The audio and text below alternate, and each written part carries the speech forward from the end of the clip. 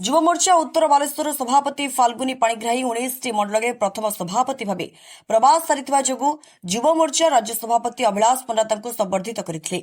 सफलता पाइबा पर जलेश्वर युव मोर्चा पक्षर बुधवार भंजश्री बिहार सम्मेलनी कक्ष आयोजित अनुष्ठित संबर्धना सभा नगर बीजेपी सभापति तथा स्थानीय काउंसिलर शिवनारायण महापात्र अध्यक्षता करते। बीजेपी जलेश्वर निर्वाचन प्रतिनिधि मंडल सभापति दल पदाधिकारी और विभिन्न मोर्चा तरफ श्री पाणिग्राही को उत्तरीय पुष्पगुच्छ दे संबर्धित कर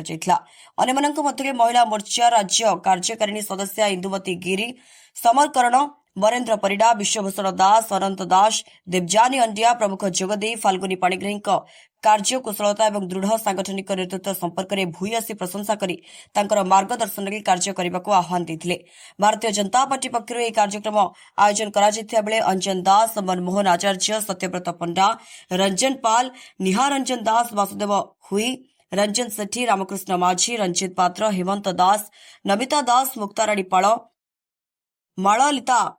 दत्त मंजुलिका घोष सुभद्रा बेहेरा समेत बहु सहरवासी उपस्थित रही। मुसीमान फाल्गुनी पाणिग्राही भारतीय जनता युव मोर्चा जिला सभापति उत्तर बालेश्वर जिला देखु जितेबले 17 मार्च रे मते डिक्लेयर है युव मोर्चा बाबद से बेंगल इलेक्शन आम दायित्व थिलु।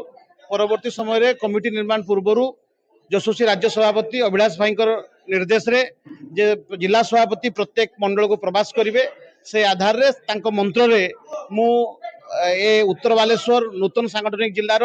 19 गोटी मंडल को निजे प्रवास करछि एवं प्रवास करिबारे युवक मान सहित युवक माने नरेंद्र मोदी पागल अछंती से युवक मान को आमर विचारधारा सहित जुड़बार अछि। ए जो गठनमूलक आलोचना हैला सेथिरे सारा राज्य रे मु प्रथम ए कार्यक्रम को सारथिबा तरफरु ए जो गौरव मिलिछि ए गौरव पई आज भारतीय जनता पार्टी जलेश्वर तरफरु जो संबर्धित कराई मु अभिभूत ए माटी मु राजनीति शिखी आ माटी रे जो संबर्धना मो गोटे उत्सव नुहे मो दायित्व ए प्रथम को मु श्रेष्ठ करने चेष्टा करुच्ची एवं मोर लक्ष्य जे प्रत्येक बूथ रे मो जिलार प्रत्येक बूथ रे 20 जन सक्रिय कार्यकर्ता युव मोर्चार लड़ुआ नेता भाव बीजेपी पई काम करिवे।